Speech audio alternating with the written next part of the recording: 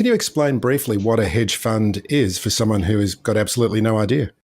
Yeah. I think, most people, when they think about asset managers, they often are thinking about long only asset managers. So people who, create mutual funds or maybe ETFs, obviously part of the education that you do. And those are mostly stock pickers. They're just taking, they get $100 of capital and they invest that $100 and try and do it in the smartest way that they can, picking either the best stocks or the best sectors, et cetera, in the market.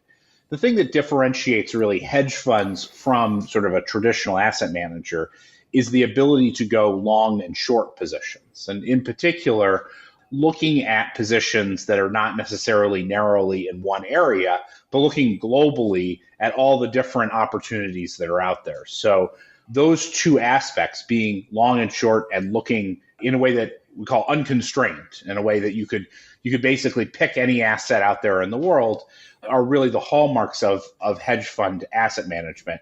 And I think underneath that, there's lots of different ways in which hedge funds sort of focus themselves. You can almost think about there's different styles or strategies in the same way there's like stock sectors and things like that. And so most people probably have heard of equity long short.